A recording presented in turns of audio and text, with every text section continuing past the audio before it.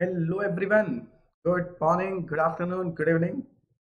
जिस किसी भी वक्त आप ये वीडियो देख रहे हो, I hope you people are doing very good और आप सभी लोग अपनी C S double E T की बहुत अच्छे से प्रिपरेशन कर रहे हो in spite of this festive season.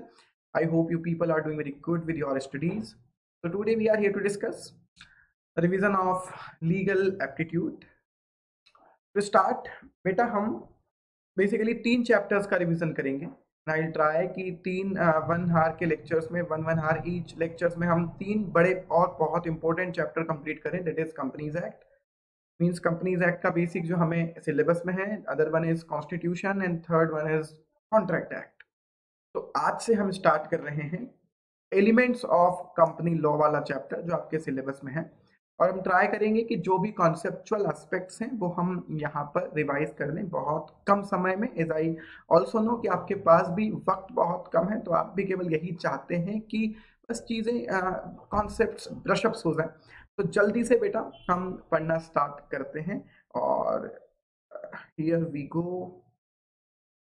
Yes, elements of company law. और पहले टॉपिक पर चलते हैं, characteristics of a company, and that is corporate personality. First characteristics discuss करते हैं कंपनी की। कंपनी अंडर कंपनीज एक्ट अगर हम बात करें तो बहुत सारे फीचर्स, बहुत सारी करेक्टरिस्टिक्स होती हैं, and one of them is corporate personality.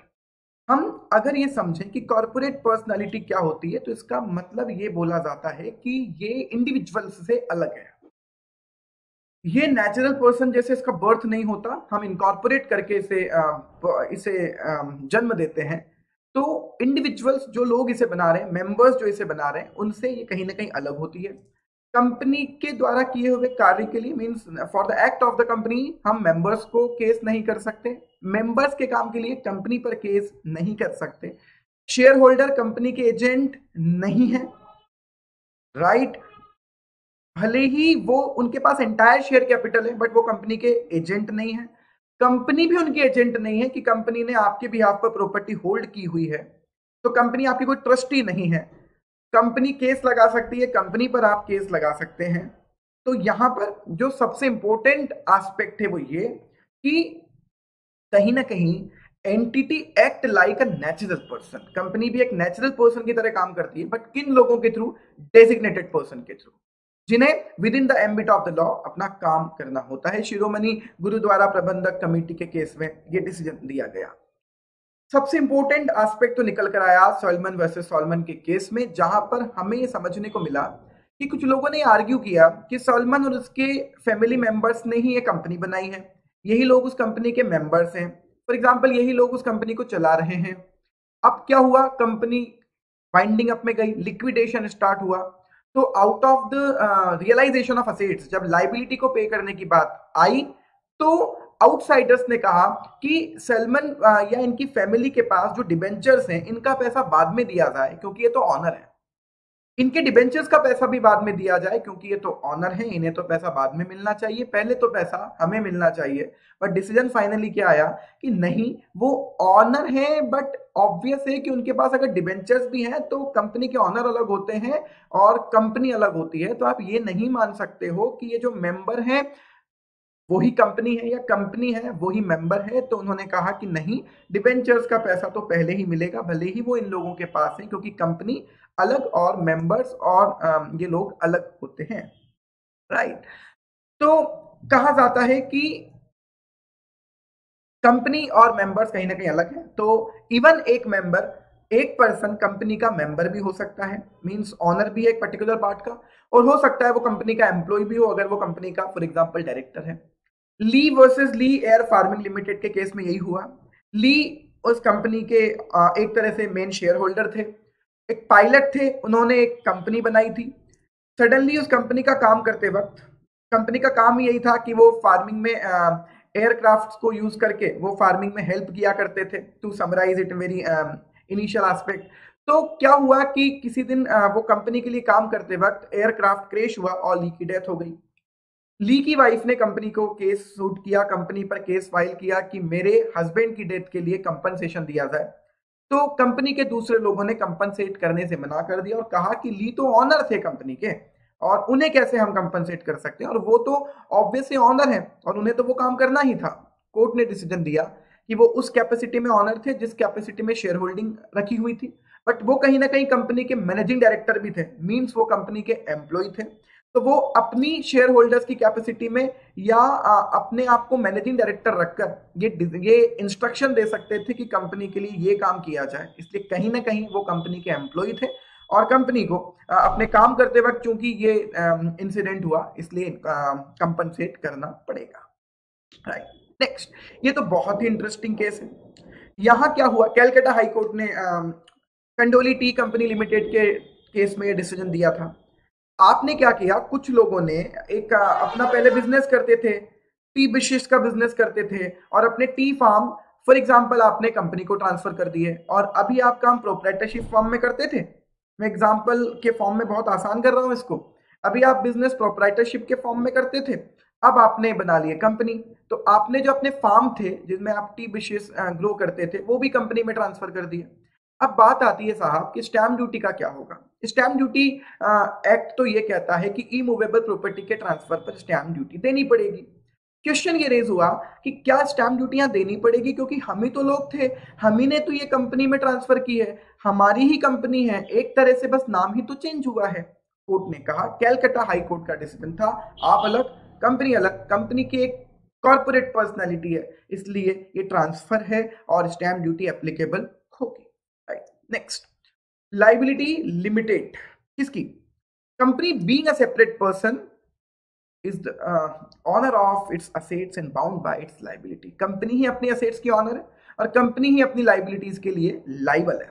But question ये है कि ये तो हमें भी समझ में आता है, मैटर ये है कि कहीं ना कहीं हम ये कहना चाहते हैं कि मेंबर्स कंपनी की लाइबिलिटी के लिए लाइबल नहीं हो, तो कहीं ना कहीं वो कंपनी के डेट, कंपनी की लाइबिलिटी के लिए लाइबल नहीं है। पर क्वेश्चन है, क्या मेंबर्स की कुछ तो लाइबिलिटी होती होगी? डिपेंड करता है लिमिटेड लाइबिलिटी कंपनी है या अनलिमिटेड लाइबिलिटी। जनरली हम लिमिटेड लाइबिलिटी की बात करते हैं। लिमिटेड लाइबिलिटी अगर आपकी कंपनी है, लिमिटेड बाय गारंटी हो या लिमिटेड बाय शेयर कैपिटल, आपकी लाइबिलिटी लिमिटेड है। कैसे? अगर आप कंपनी के शेयर होल्डर्स हैं और आपके शेयर्स पर कुछ पैसा पे करना बाकी है, there is some amount outstanding to be paid on your part towards the company, then आप उस अमाउंट के लिए लायबल रहोगे, लेकिन उसके अलावा आप किसी और अमाउंट के लिए लायबल नहीं हो। केस ये आ सकता है आपको एग्जाम में कि कंपनी में इतनी ज्यादा लाइबिलिटी रखी हुई है, असेट्स नहीं है, तो कंपनी अब मेंबर से कह रही है कि कंट्रीब्यूट करो, पूरा पैसा मेंबर्स लेकर आए। क्या मेंबर्स लाइबल हैं? आंसर है नहीं। किस अमाउंट तक के लिए लाइबल है? जितने उनके पास शेयर्स हैं और जितना उनका शेयर्स पर अनपेड अमाउंट है, अप टू दैट एक्सटेंट केवल मेंबर्स लाइबल हैं।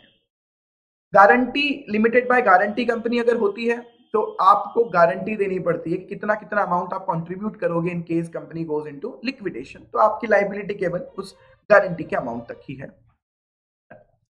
नेक्स्ट, परपेचुअल सक्सेशन, सबसे अच्छी चीज, even a hydrogen bomb can not destroy the company, क्योंकि हम लोगों को खतरा है नष्ट होने का। जिसका जन्म होता है उसी की मृत्यु होती है, तो जिसका जन्म ही नहीं हुआ मींस जो नेचुरल पर्सन ही नहीं है, उसे आप उसकी डेथ नहीं हो सकती। राइट, तो कॉर्पोरेट पर्सनालिटी की डेथ नहीं हो सकती। तो ये बहुत बड़ा एडवांटेज हो गया कि अगर एक प्रोप्राइटरशिप फॉर्म है तो प्रोप्राइटर की डेथ होने पर फॉर्म खत्म।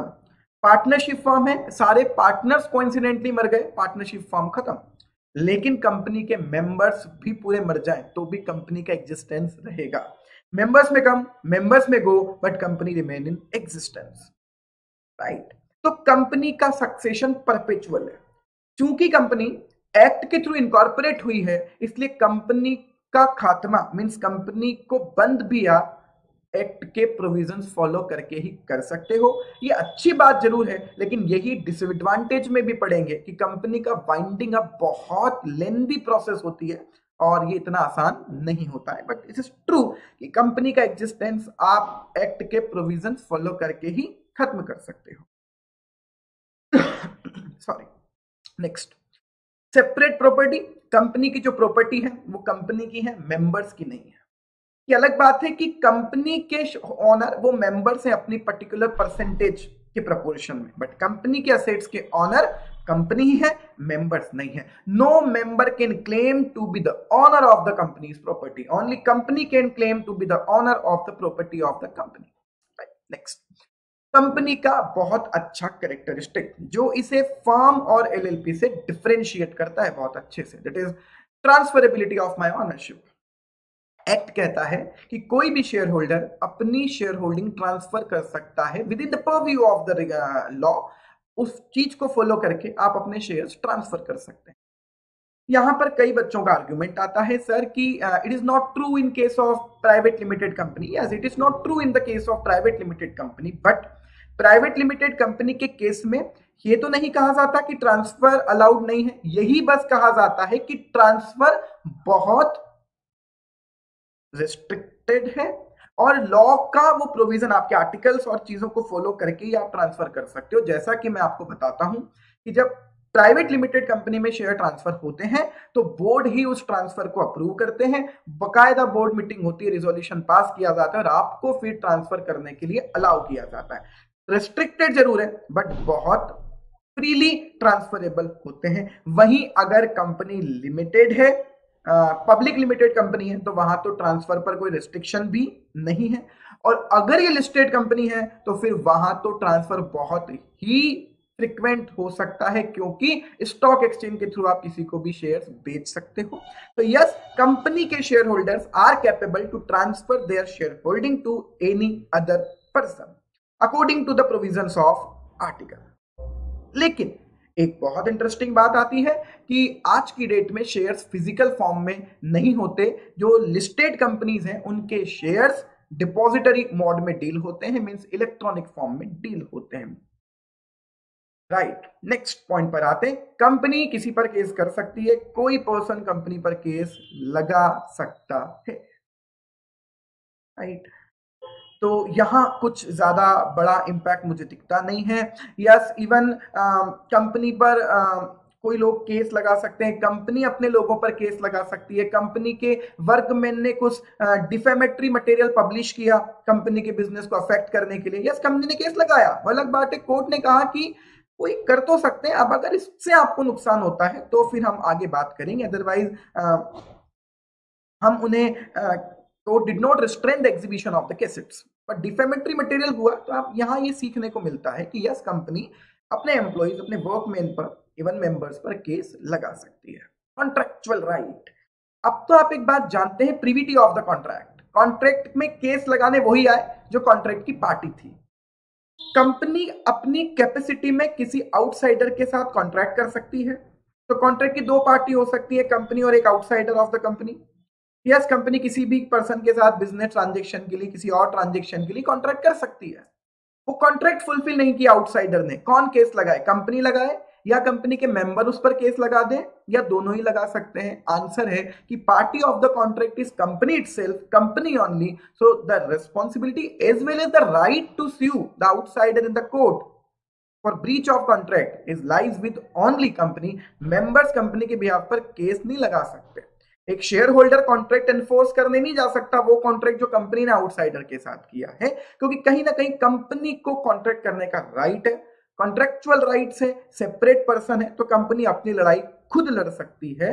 तो बहुत क्लियर है।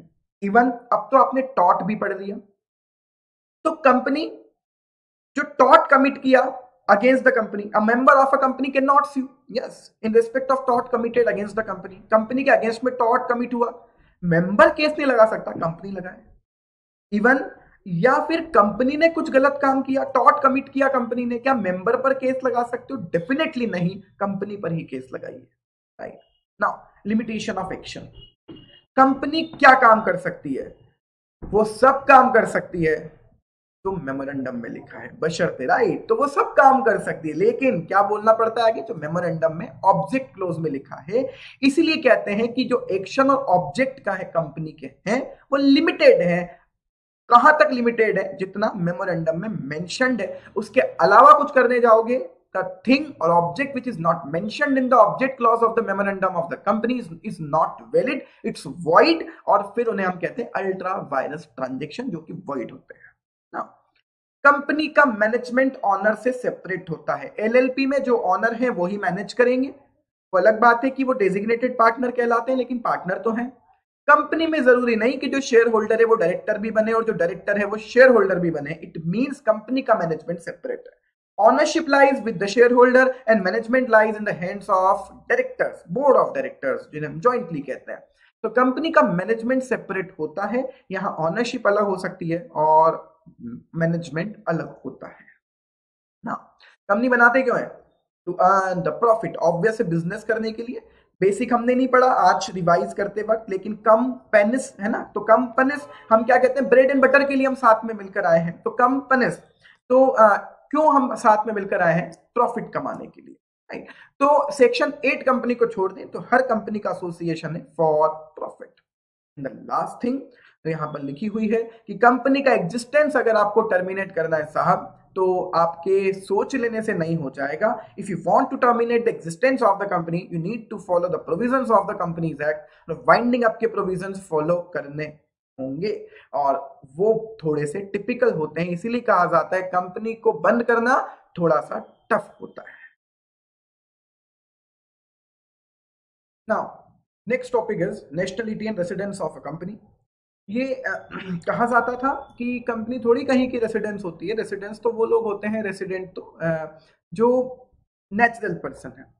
बाद में कहा गया कि सिटीजनशिप और आप रेसिडेंशियल स्टेटस को अलग अलग रखें, और क्लियरिटी बहुत बाद में ये बता दी गई कि कुछ केसेस के थ्रू कि कंपनी सिटीजन नहीं हो सकती डेफिनेटली, लेकिन एक कंपनी रेसिडेंट तो हो सकती है। और बहुत बेसिक चीज है कि कंपनी रेसिडेंट वहां की जहां कंपनी इनकॉर्पोरेट हुई है, जहां कंपनी की मैनेजिंग बॉडी मीटिंग करती है, जहां वो डिसीजंस लेते हैं, जहां से पावर्स एक्सरसाइज होती है, वहां माना जाएगा कंपनी का रेसिडेंट। नाउ कॉर्पोरेट पर्सनालिटी का कॉन्सेप्ट बताया जा रहा है। कॉर्पोरेट पर्सनालिटी हमने सीखा था कि कॉर्पोरेट पर्सनालिटी मींस कंपनी अलग, शेयर होल्डर्स अलग, एम्प्लॉय अलग, डायरेक्टर्स अलग। लेकिन जब ये बात लिमिटेड लाइबिलिटी के साथ इंक्लूड करोगे कि आप अलग और कंपनी अलग, और कंपनी में आपकी लाइबिलिटी लिमिटेड, तो कहीं ना कहीं हम ना कंपनी को फ्रॉड करने का एक जरिया बना लेंगे। We will make it a means to make the fraud. और इसी वजह से कहा जाता है कि ये कॉर्पोरेट पर्सनालिटी आपकी खत्म कर दी जाएगी, और कॉर्पोरेट वेल, ये जो आपको कॉर्पोरेट वेल दिया गया, पर्दा आपको जो दिया गया, ये उठा दिया जाएगा और देखा जाएगा पर्दे के पीछे काम करने वाले लोग कौन हैं, और फिर उन्हें पनिश किया जा सकता है जो जो गिल्टी माइंडसेट से काम कर रहे थे, राइट। तो यहां पर कुछ केसेस हैं, फॉलोइंग सिचुएशंस में वेल लिफ्ट किया जा सकता है, और जो अल्टीमेटली गलत काम कर रहा था कंपनी के पार्ट पर, उसे रेस्पॉन्सिबल ठहराया जा सकता है। What are the cases? Point number 1, जहां पर आपने वेल का यूज किया फ्रॉड या इम्प्रॉपर तरीके से बिजनेस कंडक्ट करने के लिए। कोर्ट्स ने कहा वेल लिफ्ट करो, देखो कौन अल्टीमेटली कंपनी चला रहा है। पॉइंट नंबर 2, जहां कॉर्पोरेट केवल एक एजेंसी बन गई है आपके फ्रॉडुलेंट एक्टिविटीज को अंजाम देने के लिए। पॉइंट नंबर 3, पब्लिक पॉलिसी के अगेंस्ट में काम करोगे, लिफ्ट वेल किया जा सकता है। नेक्स्ट, अगर आपकी कंपनी को एनिमी कंपनी माना जा सकता है, अगर आपकी कंपनी को चलाने वाले लोग एनिमी कंट्री को बिलोंग करते हैं, तो बिल्कुल लिफ्ट किया जा सकता है वेल। नेक्स्ट, कंपनी का अल्टीमेट पर्पस अगर ये प्रूव हो जाए कि कंपनी टैक्स इवेट करने के लिए बनाई गई थी, तो कंपनी का वेल लिफ्ट किया जा सकता है। सेपरेट लीगल एंटिटी नहीं, कॉर्पोरेट पर्सनालिटी नहीं, फिर रिस्पॉन्सिबल होंगे जो लोग चला रहे हैं। नेक्स्ट, अगर कंपनी वेलफेयर खत्म कर रही है, वेलफेयर लेजिस्लेशन का अवॉइडेंस कर रही है वेल का यूज करके, लाइक आपकी कंपनी, अगर आप कंपनी अलग अलग बना बनाकर केवल अपना बोनस एक्ट आपके ऊपर से एप्लीकेबल ना हो ये करना चाहते हो, लाइक आपको कहा गया कि बोनस एक्ट इतने से ज्यादा एम्प्लॉय आपकी कंपनी में रहेंगे तो बोनस एक्ट एप्लीकेबल होगा, फिर आपको अपने एम्प्लॉयज को बोनस देना पड़ेगा हर साल। आपने क्या करा कि आपने अलग अलग कंपनीज बना ली, और अल्टीमेटली वो कंपनीज बनाने का इंटेंशन क्या है, बहुत क्लियर है कि आप बोनस को कहीं ना कहीं रिड्यूस करना चाहते हो, कम करना चाहते हो। कोर्ट ने कहा कि वेल लिफ्ट किया जा सकता है। नेक्स्ट, अगर आपने अपनी पर्सनालिटी को, कॉर्पोरेट पर्सनालिटी को अब्यूज किया, किस चीज के लिए? गलत काम, for unjust and inequitable purpose, unethical काम करने के लिए, डेफिनेटली वेल लिफ्ट किया जा सकता है। कंपनी के डिफरेंस दिए हुए, पार्टनरशिप फर्म से क्या डिफरेंस है, तो बहुत क्लियर है, फर्म और पार्टनर का सेपरेट एग्जिस्टेंस नहीं होता, कंपनी में होता है। बाकी सारे मेजर डिफरेंस फिर इसी रीजन से निकल कर आते हैं।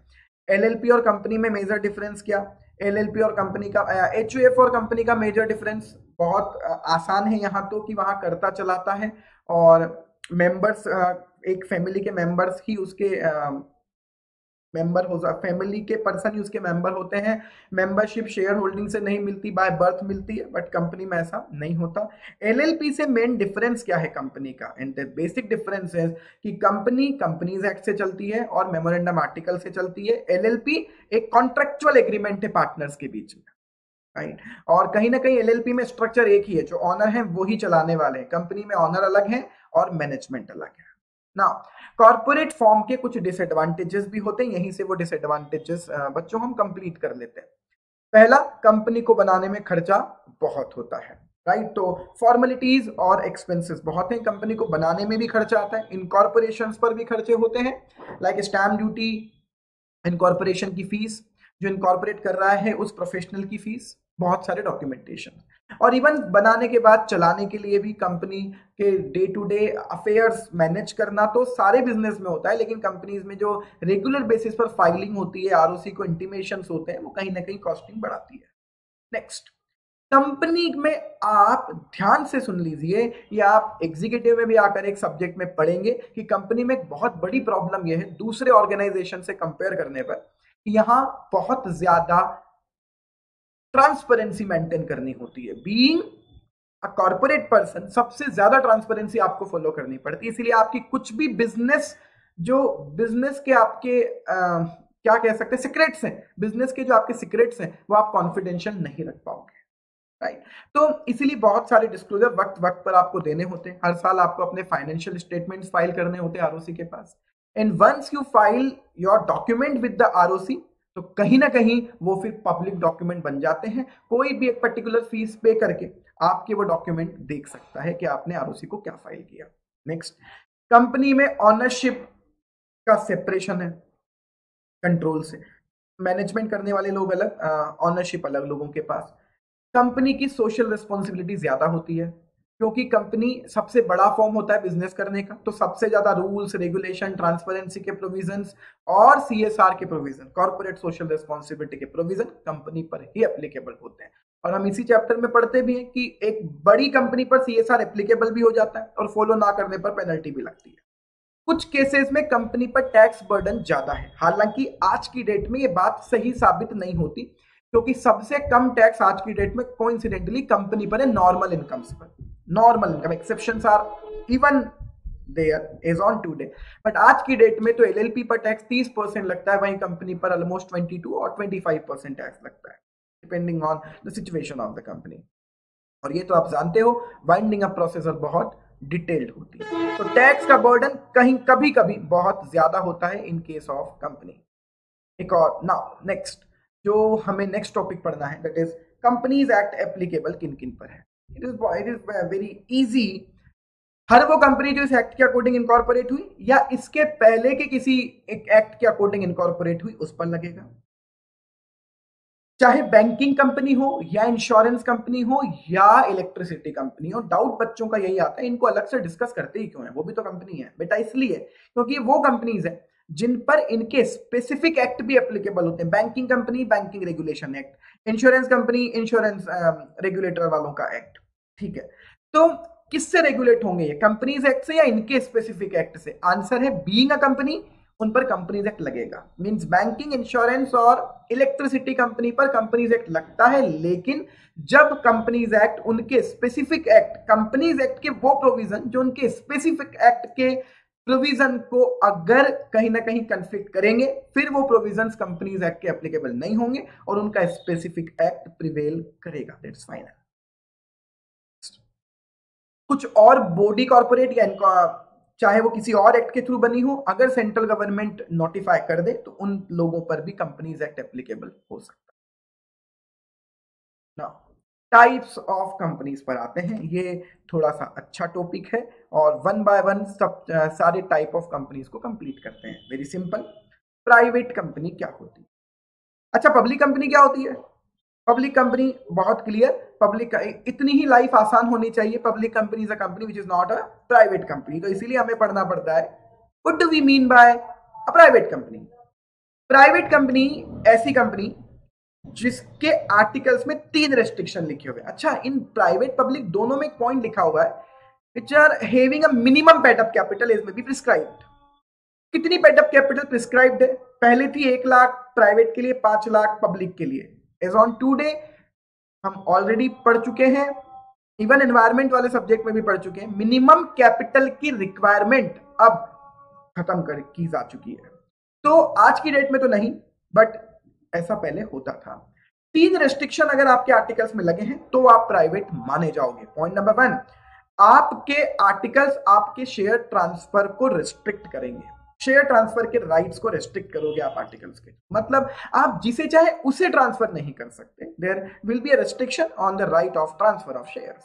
पॉइंट नंबर 2, प्राइवेट कंपनी में मैक्सिमम जो मेंबर्स हो सकते हैं वो 200 से ज्यादा नहीं हो सकते। Second restriction, your number of member should not exceed 200 at any time except OPC, क्योंकि हम जानते हैं 1 पर्सन कंपनी प्राइवेट कंपनी के फॉर्म में इनकॉर्पोरेट होती है। वो अलग बात है कि मेंबर एक ही होता है, बट वो है private company.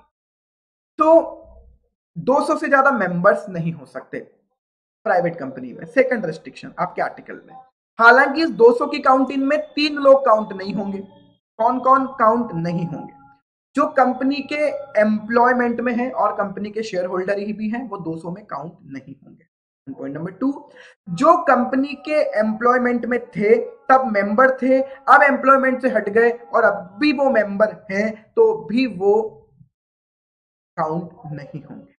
Right. And third point जो आर्टिकल्स में रेस्ट्रिक्शन लगाओगे कि आप पब्लिक को अपने सिक्योरिटीज के सब्सक्रिप्शन के लिए इनवाइट नहीं कर सकते। दिस डेफिनेटली मींस कि एक प्राइवेट कंपनी पब्लिक ऑफर नहीं ला पाती है, चाहे वो शेयर्स का हो या डिबेंचर्स का। लेकिन मैं हर बार बच्चों को बताता हूं कि इससे बच्चे ये समझ जाते, कई बार ये समझ लेते हैं कि कंपनी, प्राइवेट कंपनी के डिबेंचर्स भी फ्रीली ट्रांसफरेबल नहीं होते। बच्चों, इनको ढंग से पढ़िएगा। रेस्ट्रिक्ट करते हो right to transfer of its shares, not debentures, bond etcetera. It mean एक प्राइवेट कंपनी के डिबेंचर्स तो फ्रीली ट्रांसफरेबल होते हैं without any restriction under the articles, लेकिन चाहे डिबेंचर हो या शेयर्स, आप पब्लिक ऑफर नहीं ला सकते उसका। इसीलिए कहा जाता है, और मैं बताता हूं हर बार, कि एक प्राइवेट कंपनी पब्लिक ऑफर तो नहीं ला सकती, लेकिन एक प्राइवेट कंपनी के डिबेंचर्स स्टॉक एक्सचेंज पर लिस्ट हो सकते हैं, शेयर्स नहीं हो सकते, क्योंकि उनका राइट रेस्ट्रिक्टेड है शेयर्स के ट्रांसफर का, डिबेंचर्स का नहीं। पब्लिक कंपनी वही जो प्राइवेट नहीं है, और उसकी मिनिमम पेड अप कैपिटल वही जो प्रिस्क्राइब्ड है। लेकिन यहां कहा जाता है, ट्विस्ट ये होता है कि पब्लिक की सब्सिडरी भी पब्लिक कहलाएगी। ऐसा क्यों करते हैं समझिए। कहने से क्या हो जाएगा ऐसा, एक्चुअली बहुत से ऐसे प्रोविजन है कंपनीज एक्ट के जो प्राइवेट कंपनीज पर नहीं लगते हैं। लेकिन अगर आप एक प्राइवेट कंपनी है लेकिन आप किसी पब्लिक कंपनी की सब्सिडरी हैं, तो for the purpose of this act आपको पब्लिक ही माना जाएगा। राइट नाउ, ओपीसी क्या होती है? जिनके मेंबर केवल एक ही हो सकते हैं। कई बच्चों को डाउट आता है, सर ओपीसी में डायरेक्टर कितने हो सकते हैं? बेटा, ओपीसी में डायरेक्टर 1 से ज्यादा 15 भी हो सकते हैं, डायरेक्टर 1 से ज्यादा हो सकते हैं, मिनिमम 1 से ज्यादा हो सकते हैं, लेकिन शेयर होल्डर मेंबर केवल 1 और 1 नॉमिनी। और ओपीसी कौन से फॉर्म में क्रिएट होगी? प्राइवेट लिमिटेड कंपनी के फॉर्म में। नाउ सेक्शन 8 कंपनी, इसे लाइसेंस कंपनी भी कहा जाता है। इसको इनकॉर्पोरेट करने से पहले आपको सेंट्रल गवर्नमेंट से परमिशन लेनी पड़ती है व्हाइल रिजर्विंग योर नेम। ठीक है, तो 3 चीजें यहां पर बहुत इंपॉर्टेंट हो जाती हैं। सेक्शन 8 कंपनी के केस में होती तो ये लिमिटेड कंपनी है, बट पॉइंट नंबर 1, इनका ऑब्जेक्ट क्या होता है? वही promotion of the commerce, art, science, sport, education, charitable activities या religious activity, protection of environment etcetera, इन्हीं से रिलेटेड चीजें, फिलैंथ्रोपिक और चैरिटेबल काम।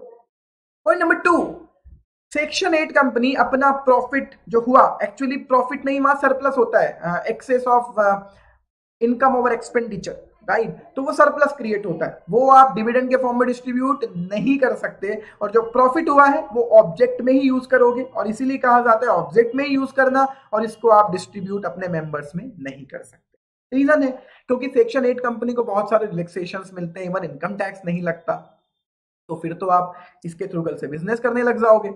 बट हम क्या करेंगे, करो इसके थ्रू बिजनेस, हम आपको प्रॉफिट तो निकालने ही नहीं देंगे कंपनी में से बाहर, और इसीलिए आप प्रॉफिट को ऑब्जेक्ट में ही यूज करोगे और डिस्ट्रीब्यूट नहीं कर सकती section 8 company dividend, right. Next, government company जिसकी 51% या उससे ज्यादा paid up share capital central government के पास है या किसी स्टेट गवर्नमेंट के पास है या स्टेट गवर्नमेंट्स के पास है, एक से ज्यादा स्टेट गवर्नमेंट्स के पास मिलाकर, या सेंट्रल गवर्नमेंट के पास पार्टली, स्टेट गवर्नमेंट्स के पास पार्टली 51% से ज्यादा, तो आपकी कंपनी गवर्नमेंट कंपनी है। फिर आप पर कंपनीज एक्ट के कुछ प्रोविजंस अलग एप्लीकेबल होते हैं और कुछ प्रोविजंस कंपनीज एक्ट के एग्जम्प्ट हो जाते हैं आपके लिए।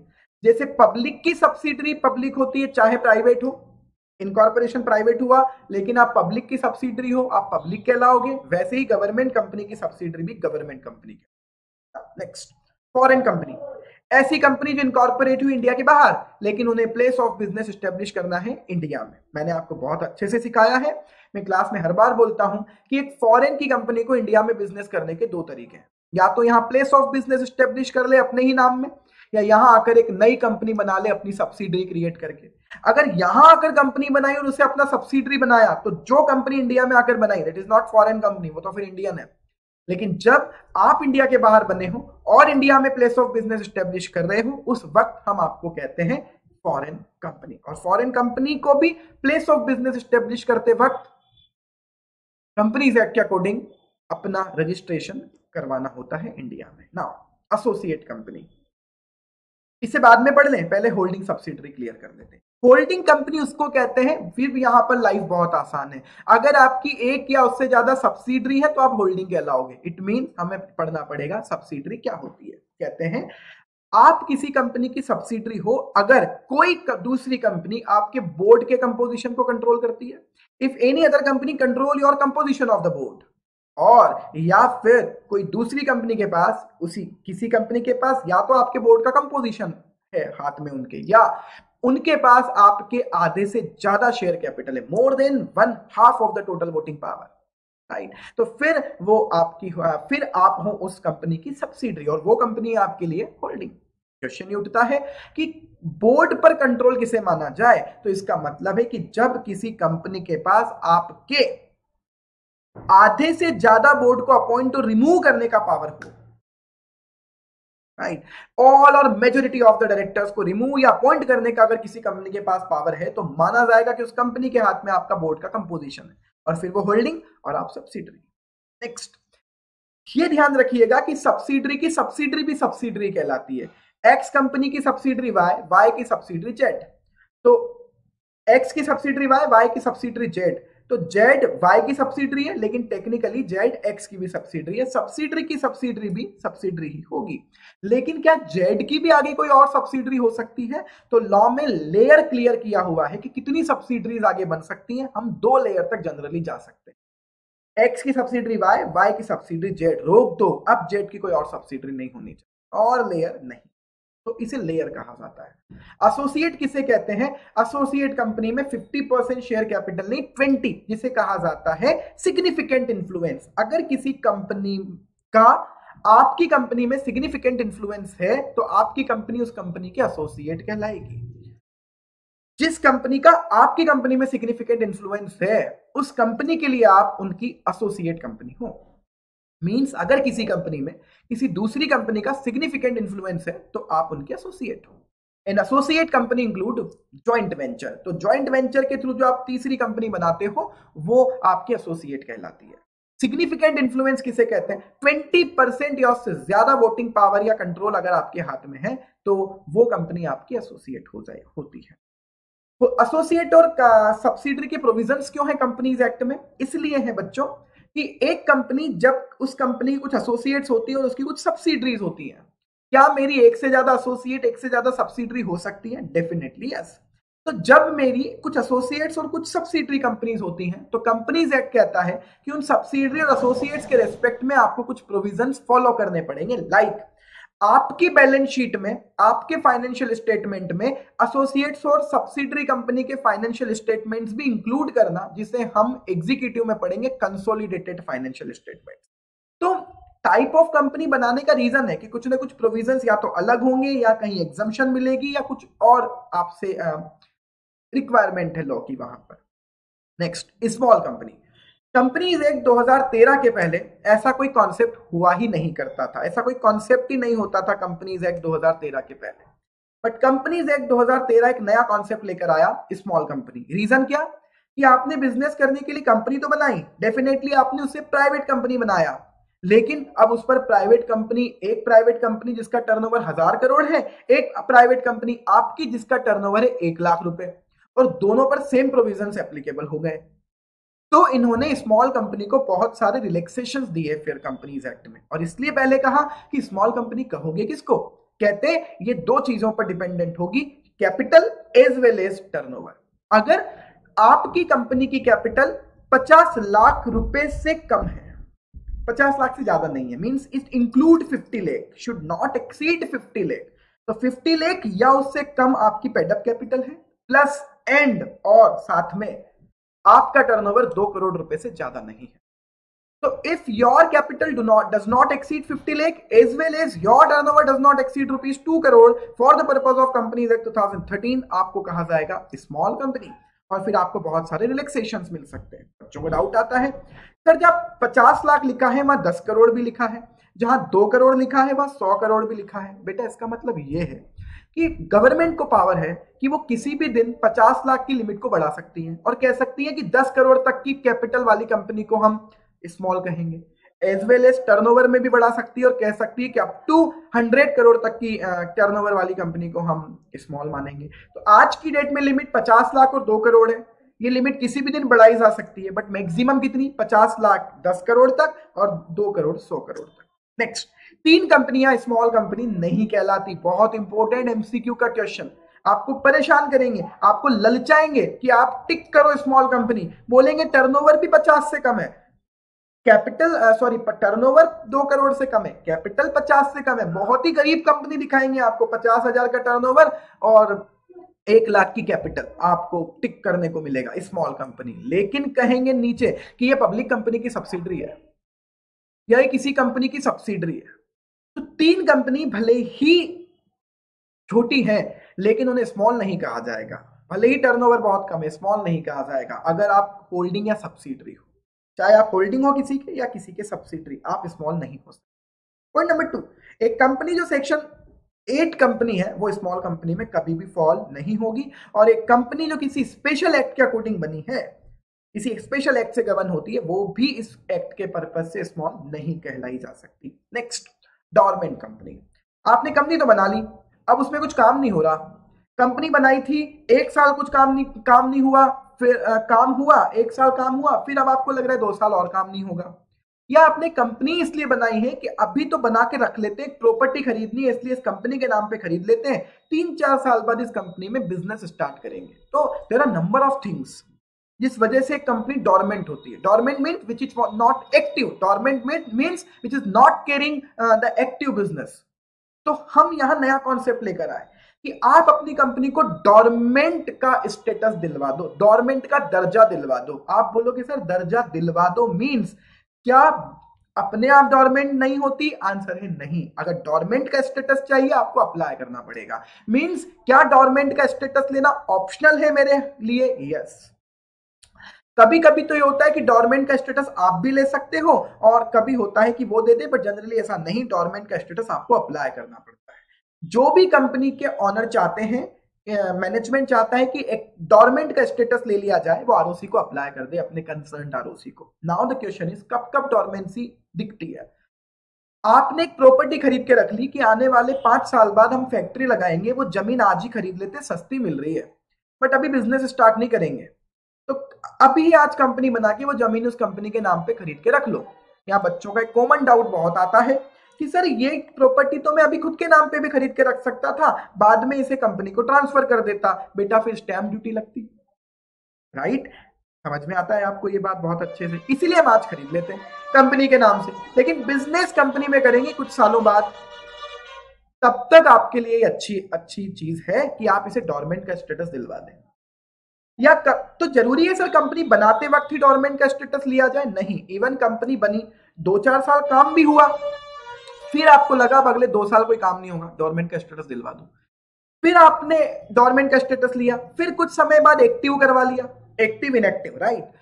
फिर कुछ समय बाद लगता है डोरमेंट करवा लूं, बिल्कुल ये चल सकता है, ऐसी कोई लिमिटेशन नहीं है।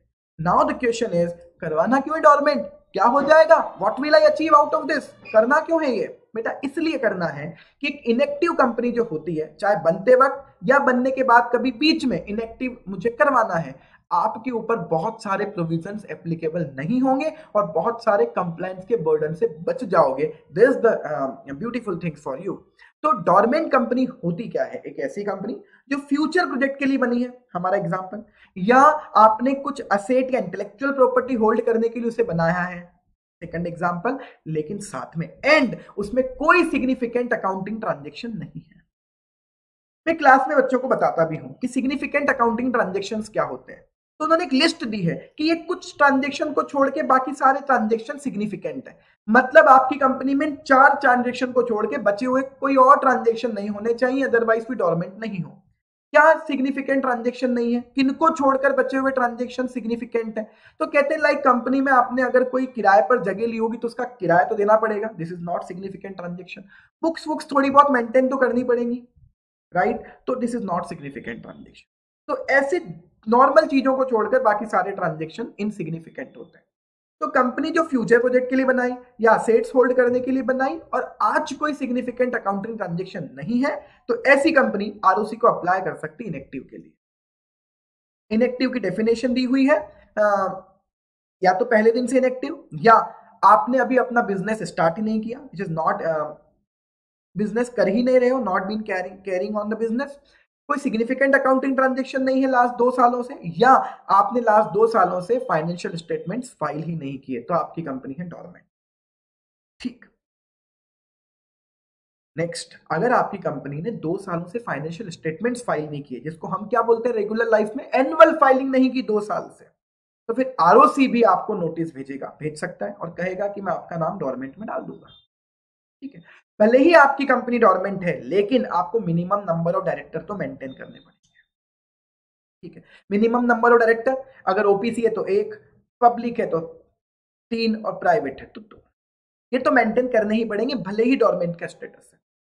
रोटेशन ऑफ ऑडिटर्स का प्रोविजन डोरमेंट कंपनी पर एप्लीकेबल नहीं होता। और वो कंपनी में एक और चीज बताता हूं इंटरेस्टिंगली, डोरमेंट का स्टेटस आप कॉन्जिक्यूटिव 5 ईयर्स के लिए ले सकते हो, लगातार 5 साल तक आप डोरमेंट रह सकते हो। उसके पहले आपको अपने आप को एक्टिव करवाना पड़ेगा। नहीं करवाया सर, हम तो भूल गए, तो आरओसी 5 साल बाद आपकी कंपनी का स्ट्राइक ऑफ ही कर देगा। ठीक है, इसके अलावा अगर आरओसी को कभी लगा कि आपकी कंपनी में सिग्निफिकेंट ट्रांजेक्शन है और आपने गलत तरीके से डोरमेंट का स्टेटस लिया, तो वो डोरमेंट की लिस्ट में से आपका नाम हटा देगा और कहेगा आप एक्टिव कंपनी हो, पेनल्टी लगाएगा वो अलग गलत डिक्लेरेशंस पर। नाउ निधि कंपनी आप जानते हो, निधि मींस हमारा बचत का पैसा। तो वो कंपनीज जो मेंबर्स से डिपॉजिट्स लेने का काम करती हैं और उन्हीं को लोन देने का काम करती हैं, वो कंपनियां निधि कंपनियां कहलाती हैं। पहले तो साउथ में बहुत पॉपुलर थी ये कंपनी। तो Nidhi means cultivating the habit of thrift and saving among the members. Nidhi company की खास बात होती है ये मेंबर्स के साथ ही ट्रांजेक्शन कर सकते हैं। मेंबर्स कैसे बनते हो? शेयर सब्सक्राइब करके। निधि कंपनी के मेंबर्स, निधि कंपनी मेंबर्स से ही पैसा ले सकती है और मेंबर्स को ही लोन के फॉर्म में पैसा दे सकती है। निधि कंपनी किसी और के साथ बिजनेस ट्रांजेक्शन नहीं कर सकती, ये लोन देना और लेने वाला काम। नाउ प्रोड्यूसर कंपनी, आपकी डेफिनेशन मैं नहीं पढ़ाना चाहता इस लेवल पर, बट आप जानते हो ऐसी कंपनी जो कहीं ना कहीं एग्रीकल्चर सेक्टर से रिलेटेड बनी है, उसमें बहुत सारे काम हो सकते हैं, लाइक इवन एग्रीकल्चर करना, उनकी प्रोड्यूस को बिकवाना, इंपोर्ट एक्सपोर्ट, इक्विपमेंट्स बनाना, फाइनेंस का काम करना एग्रीकल्चर के लिए, इंश्योरेंस का काम करना, आपके फार्मर मेंबर्स को एजुकेट करने का काम करना विद रिस्पेक्ट टू एग्रीकल्चर, ये सारे काम आपके हो सकते हैं। क्यों बता रहा हूं? क्योंकि डेफिनेशन ही ऐसी है। ऐसी कंपनी जो ये ऑब्जेक्ट के साथ बनी वो प्रोड्यूसर कंपनी है। Now the beautiful thing is, interesting thing is, companies act 2013 producer companies पर एप्लीकेबल नहीं होता। प्रोड्यूसर कंपनी अभी भी कंपनीज एक्ट 1956 के प्रोविजंस से चलती है। ठीक है, इंपोर्टेंट सेक्शन है 2, 581A में तो डेफिनेशन और 581B में ऑब्जेक्टिव। तो कि डेफिनेशन में लिखा है जो 581B वाले ऑब्जेक्ट के लिए बनी दैट इज प्रोड्यूसर, 581 बी में ये सारे ऑब्जेक्टिव लिखे हुए हैं, और अगर आप इस पर्पस से बने हो तो आपकी कंपनी कहलाती है प्रोड्यूसर कंपनी। नाउ एनबीएफसी बहुत आसान, नॉन बैंकिंग फाइनेंसिंग कंपनी, जो फाइनेंस का काम करती है, फाइनेंशियल सर्विसेज का काम करती है, बट बैंक नहीं है, वो एनबीएफसी कहलाती है। काम क्या होता है? लाइक हायर परचेज का काम करना, लीजिंग का काम करना, चिट बिजनेस का काम करना, ठीक है, इवन फाइनेंस का काम करना, लोन देना एटसेट्रा का काम, ये काम करना, तो आप एनबीएफसी हो। तो ये खत्म हुआ बच्चों type of company. Next topic है कंपनी का फॉर्मेशन। यहां मैं बहुत ज्यादा डिटेल में नहीं जाना चाहता क्योंकि बहुत डिटेल आपको है भी नहीं। कंपनी फॉर्मेट करने के लिए आपको 7 मेंबर चाहिए अगर आप पब्लिक हो, 2 मेंबर चाहिए अगर आप प्राइवेट हो, मिनिमम 7, मिनिमम 2, और 1 मेंबर चाहिए, एक मिनिमम नहीं, एक ही चाहिए अगर आप ओपीसी हैं, लेकिन ओपीसी प्राइवेट ही होती है। कंपनी लिमिटेड बाय शेयर हो सकती है, लिमिटेड बाय गारंटी हो सकती है, और अनलिमिटेड कंपनी भी हो सकती है। तो अनलिमिटेड कंपनी के मेंबर्स की लायबिलिटी लिमिटेड नहीं होती। कंपनी का इनकॉर्पोरेशन कैसे होता है? ये एनवायरमेंट वाले सब्जेक्ट में आप ज्यादा अच्छे से पढ़ते हो। चैप्टर नंबर 2 बिजनेस एनवायरमेंट, वहां फॉर्म आते हैं 2, RUN, to reserve the name, और फिर SPICe, plus to incorporate the company. तो कंपनी का इनकॉर्पोरेशन इतना आसान नहीं है जितना लिखा है। सबसे पहले कंपनी को नेम रिजर्व करवाना पड़ता है। नेम वो जो किसी दूसरी कंपनी के नेम से मिलता जुलता नहीं हो, वो नेम अप्रूव होता है।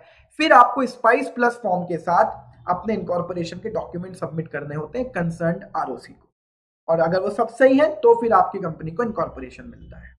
अब ये डॉक्यूमेंट्स कौन कौन से होते हैं, इसकी लिस्ट को बस मैं ओवरव्यू दे रहा हूं। 2 डॉक्यूमेंट तो आप जानते हो, मेमोरेंडम एंड आर्टिकल्स। मेमोरेंडम जो इन्फॉर्मेटरी डॉक्यूमेंट है, कंपनी का नाम क्या है, कहां बनी है, ऑब्जेक्ट क्या है, कैपिटल कितनी है, लाइबिलिटी क्या है, सब्सक्राइबर्स कौन कौन है, और articles internal rules and regulation.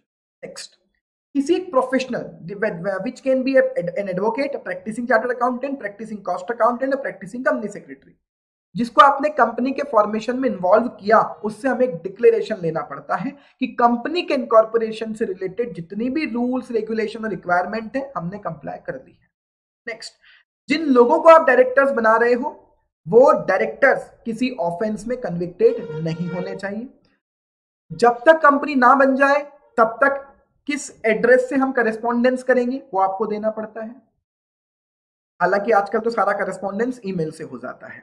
Next, subscribers के नाम, सब्सक्राइबर्स के एड्रेस, सब्सक्राइबर्स की नेशनलिटी, और कितने कितने वो सब्सक्राइब कर रहे हैं, along with their ID proof, address proof आपको सबमिट करना होता है। तो सब्सक्राइबर्स के पूरे केवाईसी डॉक्यूमेंट्स लगते हैं, ठीक है। डायरेक्टर्स के भी पूरे केवाईसी डॉक्यूमेंट्स लगते हैं, और फर्स्ट सब्सक्राइबर्स के भी पूरे केवाईसी डॉक्यूमेंट्स। लेकिन डायरेक्टर वही बन सकता है कंपनी में जिनके पास डिन है, डायरेक्टर आइडेंटिफिकेशन नंबर, या तो पहले से ही हो या स्पाइस के साथ में भी डिन के लिए अप्लाई कर सकते हो। 3 डिन तो स्पाइस के थ्रू भी मिल जाते हैं। नेक्स्ट, फर्स्ट डायरेक्टर्स को अपना कंसेंट देना पड़ता है। Consent to act as a first director आपको देना पड़ता है कि यस सर, मैं डायरेक्टर बनने के लिए रेडी हूं, मुझे पता है कि इसकी क्या क्या कॉन्सिक्वेंसेस हो सकते हैं, I am ready to become the director of the company. फिर अगर सारे डॉक्यूमेंट सही हैं, रजिस्ट्रार आपका नाम कंपनी के रजिस्टर में लिख देता है और आपको इशू करेगा एक सर्टिफिकेट ऑफ इनकॉर्पोरेशन। उस दिन से आप एक कंपनी माने जाएंगे। साथ में आपको दिया जाएगा CIN, सिन कॉर्पोरेट आइडेंटिटी नंबर, जो हर कंपनी के लिए एक सेपरेट आइडेंटिकल होता है। कंपनी को अपना रजिस्टर्ड ऑफिस पर इन सारे डॉक्यूमेंट्स जो आपने इनकॉर्पोरेशन के वक्त जिन डॉक्यूमेंट्स के थ्रू इनकॉर्पोरेशन हुआ उनकी सबकी रजिस्टर्ड ऑफिस पर आपको सारे डॉक्यूमेंट्स ओरिजिनली रखने पड़ते हैं। अगर किसी भी पर्सन ने इनकॉर्पोरेशन में फ्रॉड किया है, इंफॉर्मेशन या चीजें इनकरेक्ट या सप्रेस की है आपने चीजें, तो 447 बहुत ड्रैकोनियन सेक्शन है कंपनीज एक्ट में, उसके अकॉर्डिंग आप पर पेनल्टी लग सकती है। सिंपल सा एस्पेक्ट, हर कंपनी में शेयर कैपिटल होती है। शेयर कैपिटल बहुत तरह की होती है। सबसे मेन अमाउंट है ऑथराइज कैपिटल, जो मैक्सिमम अमाउंट है जिससे ज्यादा आप कभी भी इशू नहीं कर सकते, हालांकि इसे बाद में बढ़ाया जा सकता है। इशूड कैपिटल, जो आपने ऑथराइज में से कितने शेयर्स इशू किए, कितने लोगों ने खरीदे सब्सक्राइब, उसमें से कितना आपने कॉल कर लिया। 1 लाख शेयर है आपके, 10 रुपए का एक, ये आपकी ऑथराइज्ड कैपिटल है 10 लाख रुपए। इसमें से आपने केवल 10 लाख में से आपने केवल 1 लाख शेयर्स में से केवल 80,000 इशू किए, तो इशूड कैपिटल है 8 लाख रुपए। 80,000 इशू किए थे लेकिन लोगों ने 78,000 ही खरीदे, तो 78,000 मल्टीप्लाई बाय 10, 7,80,000 है आपकी सब्सक्राइब कैपिटल। लेकिन सबने 10-10 रुपए दिए ही नहीं, आपने अभी मंगवाए ही 5-5 रुपए हैं, तो 78,000 मल्टीप्लाई बाय 5, 3,90,000 आपकी कॉल्ड अप कैपिटल है। 390 आपने मंगवाए, अभी किसी ने पैसे नहीं दिए हैं, तो 380 ही आए हैं। 380 is your paid up capital. और कैपिटल दो तरह की होती है, इक्विटी और प्रेफरेंस। प्रेफरेंस को प्रेफरेंस इसलिए कहा जाता है क्योंकि दो वक्त उन्हें इक्विटी के रेस्पेक्ट में प्रेफरेंस मिलती है। इक्विटी के पहले इन्हें पैसा मिलेगा, at the time of declaration of dividend इन्हें पहले मिलता है, and at the time of winding up equity के पहले पैसा प्रेफरेंस को मिलता है, इसलिए उन्हें कहा जाता है प्रेफरेंस शेयर कैपिटल। और एक और खास बात, इनका डिविडेंड का अमाउंट फिक्स होता है। क्या प्रेफरेंस शेयर होल्डर कंपनी के ऑनर माने जाते हैं? जनरली नहीं, क्योंकि उन्हें तो फिक्स पैसा मिल रहा है, वो ऑनर नहीं। ऑनर तो इक्विटी शेयर कैपिटल ही कहलाते हैं, इक्विटी शेयर होल्डर्स ही कहलाते हैं। बोर्ड ऑफ डायरेक्टर वाला टॉपिक, डायरेक्टर्स कौन? जो कंपनी को मैनेज कर रहे हैं, चला रहे हैं, और इन्हीं डायरेक्टर्स को कंबाइंडली कहा जाता है। डायरेक्टर्स के बोर्ड को क्या कहा जाता है? Board of directors. Collectively board का डायरेक्टर्स को बोर्ड कहा जाता है। कंपनी की डे टू डे फंक्शनिंग में सबसे वाइटल रोल प्ले होता है डायरेक्टर्स का, यही कंपनी के ओवरऑल परफॉर्मेंस के लिए रिस्पॉन्सिबल होते हैं। तो डायरेक्टर्स को ही जॉइंटली कहा जाता है बोर्ड ऑफ डायरेक्टर। एमसीक्यू के लिए इंपॉर्टेंट क्वेश्चन, कंपनी के बोर्ड ऑफ डायरेक्टर्स में केवल इंडिविजुअल हो सकते हैं, इसीलिए कोई body corporate, association of person या फर्म कंपनी की डायरेक्टर नहीं बन सकती है। That should be director should be natural person.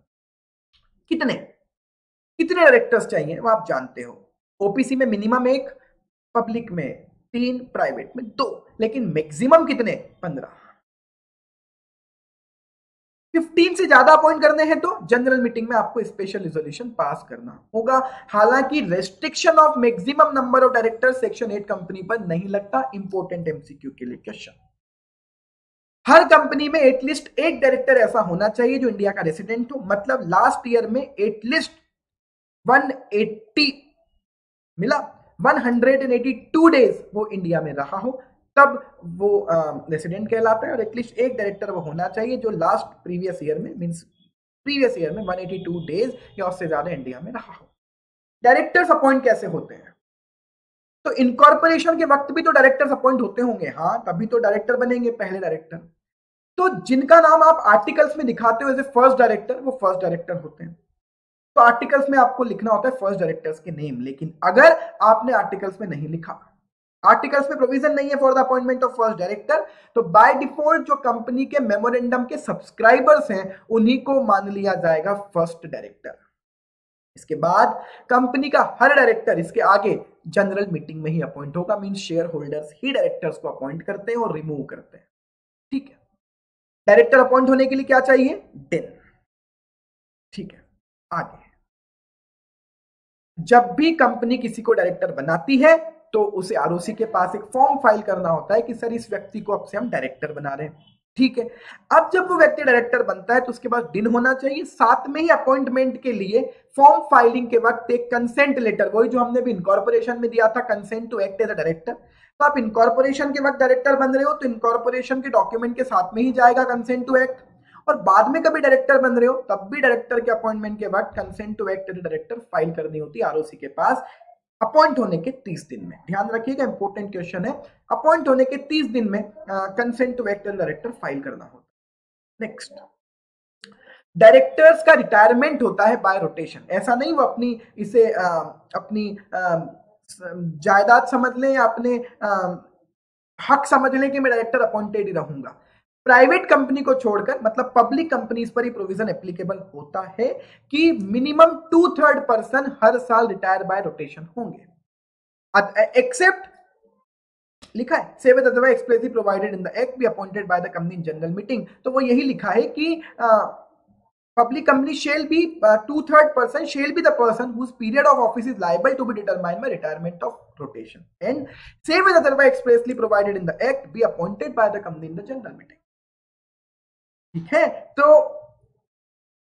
सारे डायरेक्टर जनरल मीटिंग में अपॉइंट होंगे और 2/3 डायरेक्टर पब्लिक कंपनी के हर साल रिटायर बाय रोटेशन होंगे, रोटेशन से रिटायर होने के लिए लायबल होंगे, ठीक है।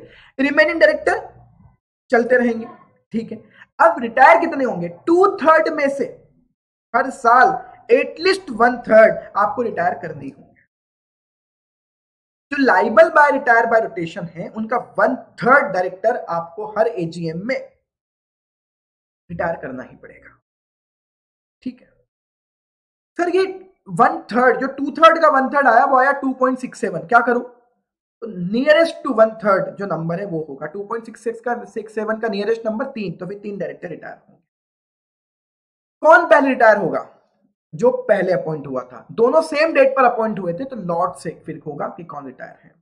जो रिटायर हुए हैं उनकी जगह किसी नए को अपॉइंट किया जा सकता है उसी मीटिंग में, या उन्हीं को फिर से अपॉइंटमेंट किया जा सकता है उस मीटिंग में, राइट। आगे दो नाम यहां आते हैं, एडिशनल डायरेक्टर और ऑल्टरनेट डायरेक्टर। एडिशनल डायरेक्टर वो जिन्हें आपने अपॉइंट किया कि बोर्ड को पावर है कि किसी भी पर्सन को वो एक एडिशनल डायरेक्टर अपॉइंट कर सकते हैं। तो जब जनरल मीटिंग में डायरेक्टर अपॉइंट नहीं हुआ तो बोर्ड को पावर है कि उसे एडिशनल डायरेक्टर अपॉइंट कर ले, मींस हर डायरेक्टर जनरल मीटिंग में अपॉइंट होता है, ठीक है। लेकिन अगर बोर्ड को अभी लगता है कि हमें विदाउट मीटिंग अभी हमें अपॉइंट करने की जरूरत है इसकी, तो एडिशनल डायरेक्टर आप अपॉइंट कर सकते हो, बट उसका कार्यकाल, उसका टेन्योर कब तक रहेगा, टेन्योर रहेगा नेक्स्ट एनुअल जनरल मीटिंग तक, नेक्स्ट एजीएम तक ही एडिशनल डायरेक्टर का टेन्योर रहेगा, ठीक है। बिल्कुल क्लियर रखना। अगर एजीएम डिले होती है तो जिस दिन एजीएम हो जानी चाहिए थी वहां तक उसका टेन्योर रहेगा, मींस एडिशनल डायरेक्टर परमानेंट नहीं होते। आप अपॉइंट करते हो कि जनरल मीटिंग अभी नहीं हो रही इसलिए अपॉइंट कर लेते हैं, बोर्ड अपॉइंट करते हैं, बोर्ड को पावर है, बट उनका टेन्योर रहेगा नेक्स्ट एजीएम तक। कोई पर्सन इंडिया के बाहर है, हमारे डायरेक्टर हैं वो कुछ बहुत टाइम तक इंडिया के बाहर रहेंगे, तो उनके रेस्पेक्ट में हम ऑल्टरनेट डायरेक्टर अपॉइंट कर सकते हैं ओरिजिनल डायरेक्टर के प्लेस पर सब्जेक्ट टू वो एब्सेंट हो इंडिया से for not less than 3 month. तो एमसीक्यू के लिए इंपॉर्टेंट क्वेश्चन, 3 दिन के लिए इंडिया से बाहर जा रहा है, ऑल्टरनेट डायरेक्टर अपॉइंट कर दें उसकी जगह, नहीं, मिनिमम 3 महीने। If he is likely to be absent तो फिर उसकी जगह ऑल्टरनेट डायरेक्टर अपॉइंट किया जा सकता है। जब वो आ जाएगा वापस तभी ऑल्टरनेट डायरेक्टर हट जाएंगे। रिमूवल ऑफ डायरेक्टर कौन कर सकता है, अपॉइंट किसने किया था, जनरल मीटिंग में, तो रिमूवल भी कैसे होगा, जनरल मीटिंग से, ऑर्डिनरी रिजोल्यूशन से आप डायरेक्टर को हटा सकते हैं। लेकिन अगर ये वो डायरेक्टर है जो एनसीएलटी ने अपॉइंट करवाया है आपके बोर्ड में, तो फिर वो आप उसे रिमूव नहीं कर सकते। एक इंडिपेंडेंट डायरेक्टर जिनका भी सेकंड टर्म चल रहा है, 5 साल का टर्म होता है, उसके बाद फिर आप शेयर होल्डर की परमिशन लेकर इंडिपेंडेंट डायरेक्टर को 5 साल के लिए और आगे बढ़ा सकते हो। इंडिपेंडेंट डायरेक्टर जिनका सेकंड टर्म चल रहा है उन्हें आप केवल स्पेशल रिजोल्यूशन पास करके ही रिमूव कर सकते हो। नेक्स्ट, जब भी आप डायरेक्टर को रिमूव करते हैं पहले उन्हें एक नोटिस देना पड़ता है और यस बताना पड़ता है कि क्यों आप उन्हें रिमूव कर रहे हो। डायरेक्टर्स को रिमूव करने की वजह से जो वैकेंसी क्रिएट हुई है उसका क्या करेंगे, तो उसकी जगह आपको नए डायरेक्टर को अपॉइंट करके वैकेंसी फुलफिल करनी होगी। ये तो बहुत सिंपल सी चीजें हैं। और इस नए डायरेक्टर का कार्यकाल कब तक का होगा, जब तक का ओरिजिनल का होता तब तक आपका टेन्योर फिर रहेगा। बोर्ड मीटिंग एक और इंपॉर्टेंट टॉपिक, बहुत लॉजिकल, बहुत इंटरेस्टिंग। बोर्ड की मीटिंग को बोर्ड मीटिंग कहा जाता है, शेयर होल्डर्स की मीटिंग को जनरल मीटिंग कहा जाता है। तो बोर्ड की मीटिंग के प्रोविजंस क्या है, ये कह रहे हैं कि कंपल्सरीली तुम्हें 4 बोर्ड मीटिंग हर साल करनी पड़ेंगी, जिसमें 2 बोर्ड मीटिंग के बीच में 120 से ज्यादा का गैप नहीं होना चाहिए। Important question for the purpose of MCQ. लेकिन अगर आप ओपीसी है, अब आपको समझ में आएगा इन सब चीजों के नाम क्यों लिखे थे। देखो रिलैक्सेशन यहीं के यहीं मिल गया, बहुत सारे रिलैक्सेशन है लेकिन यहां एक मिल गया। OPC small company, dormant company को ये 4 बोर्ड मीटिंग नहीं करनी, इन्हें साल में केवल 2 बोर्ड मीटिंग करनी है, हर हाफ ईयर में एक, और 2 बोर्ड मीटिंग के बीच में 90 डेज से कम का गैप नहीं होना चाहिए। Now this is something interesting. जब नॉर्मल कंपनी है तो 4 बोर्ड मीटिंग, मैक्सिमम 120 का गैप। लेकिन जब ओपीसी स्मॉल डोरमेंट कंपनी है, 2 बोर्ड मीटिंग, मैक्सिमम नहीं, यहां मिनिमम 90 डेज का गैप। ऐसा नहीं आपने एक मीटिंग आज और एक मीटिंग कल दिखा दी, नहीं, मिनिमम 90 डेज का गैप। सेक्शन 8 कंपनी को अगेन कह रहे हैं 1 मीटिंग करनी है एवरी 6 कैलेंडर मंथ्स में, board meeting. Directors board meeting में पर्सनली भी प्रेजेंट हो सकते हैं, वीडियो कॉन्फ्रेंस के थ्रू भी हो सकते हैं, ऑडियो वीडियो मीन्स के थ्रू भी प्रेजेंट हो सकते हैं। ना कोरम क्या होगा? 5 डायरेक्टर हैं, दो एक ही आया, कोरम हो गया? नहीं, मिनिमम 2 तो चाहिए। 10 डायरेक्टर है, 2 आ गए, हो गया क्या? नहीं, 1/3 और 2 whichever is higher shall be the quorum for a meeting of board. ध्यान रखिएगा, बोर्ड की मीटिंग का कोरम है ना। शेयर होल्डर्स की मीटिंग को क्या कहा जाता है? General meeting. और जनरल मीटिंग कितने तरह की होती है? 2, एनुअल जनरल मीटिंग और एक्स्ट्रा ऑर्डिनरी जनरल मीटिंग। तो कई चीजें ऐसी हैं एक्ट में जो कहती है कि ये परमिशन आपको शेयर होल्डर से लेनी पड़ेगी, and to take the permission of shareholder you need to call a general meeting. एक मीटिंग जो हर साल होनी ही होनी है पूरे साल के काम को देखने के लिए, we call it AGM, annual general meeting. और इसके अलावा 2 एजीएम के बीच में आपने कोई और एजीएम बुलाई कुछ स्पेसिफिक काम के लिए, उसे कहते हैं extra ordinary general meeting, EGM. Now the question is, AGM में कौन कौन से काम होते हैं? कहते हैं एजीएम में तो कुछ भी हो सकता है, लेकिन 4 काम तो होंगे ही होंगे, और इन्हीं को कहा जाता है ऑर्डिनरी बिजनेस। मीटिंग क्यों बुलाते हैं? कुछ बिजनेस ट्रांजेक्ट करने के लिए, एजेंडा सेट होता है बिजनेस ट्रांजेक्ट करने के लिए। जिस चीज के लिए मीटिंग बुलाते हैं दैट इज एजेंडा, और मीटिंग के जो पूरी प्रोसीडिंग नोट होती है उसे कहते हैं मिनट्स। क्लियर?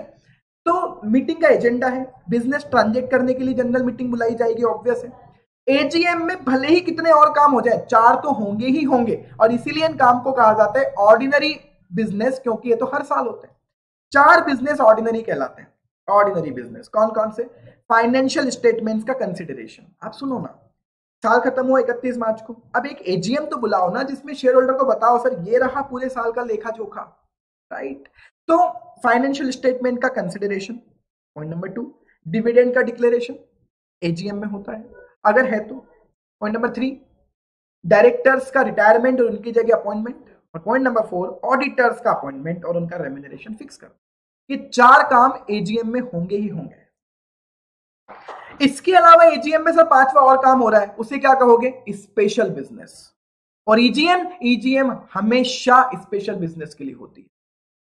तो ऑर्डिनरी बिजनेस 4 ही है जो एजीएम में होते हैं। 4 के अलावा 5वां एजीएम का एजेंडा स्पेशल बिजनेस, और ईजीएम का हर एजेंडा स्पेशल बिजनेस। क्यों ऑर्डिनरी और स्पेशल अलग अलग है? अगर आपको कोई स्पेशल बिजनेस ट्रांजेक्ट करना है, एजीएम में 5वां या ईजीएम का हर एजेंडा स्पेशल बिजनेस है, और स्पेशल बिजनेस अगर आपको करना है जनरल मीटिंग में, तो आपको मीटिंग के नोटिस के साथ में एक्सप्लेनेटरी स्टेटमेंट भेजना पड़ता है कि सर ये अलग काम कर रहे हैं, हम 4 काम तो हर साल करते हैं, ये अलग काम कर रहे हैं, इसकी आपको पूरी डिटेल बता रहे हैं, सोच कर आना हाँ करोगे या ना करोगे इस रिजोल्यूशन के लिए।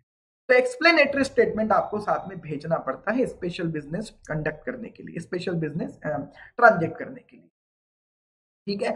तो एजीएम को छोड़कर, एजीएम के 4 बिजनेस को छोड़कर एजीएम का भी 5वां बिजनेस स्पेशल बिजनेस, और एजीएम के अलावा जितनी भी जनरल मीटिंग होती हैं ईजीएम, वो सारे बिजनेस स्पेशल ही माने जाते हैं। ना एजीएम करनी कब होती है वो बहुत इंपॉर्टेंट टॉपिक है।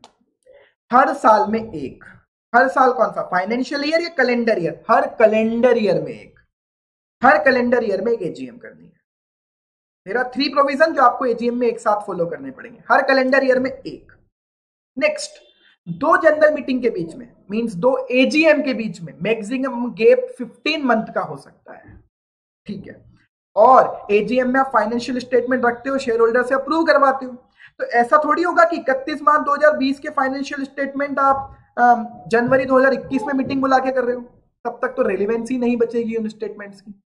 तो कितना पीरियड, जिस फाइनेंशियल स्टेटमेंट को आप एजीएम में रखने वाले हो वहां से मैक्सिमम 6 महीने में एजीएम हो जानी चाहिए। मींस बहुत क्लियर, 31 मार्च 2020 के स्टेटमेंट आपको इस एजीएम में रखने, तो एजीएम कब हो जानी चाहिए? 31 मार्च प्लस 6 महीना, 30 सितंबर के पहले पहले एजीएम हो जानी चाहिए।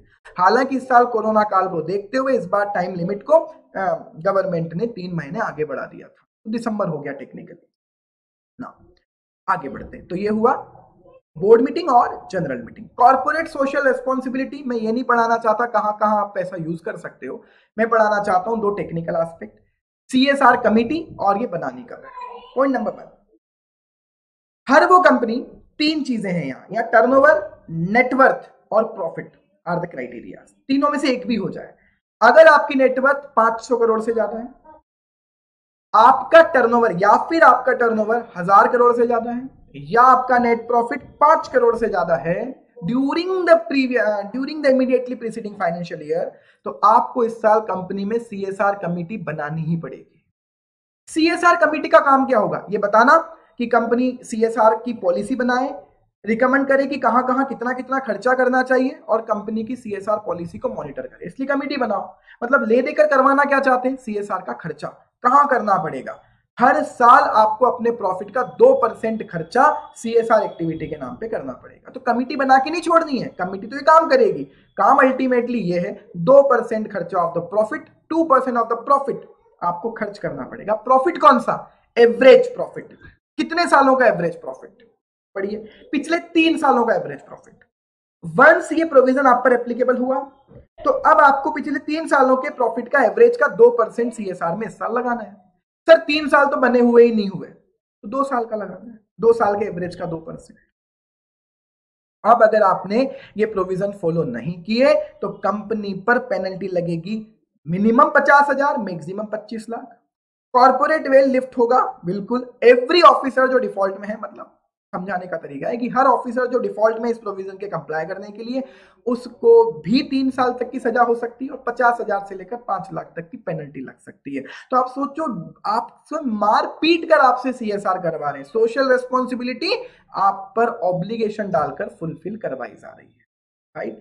नेक्स्ट टॉपिक है बिजनेस एथिक्स से रिलेटेड। यहाँ के कुछ फंडामेंटल मैं रिवाइज कर देता हूं बस।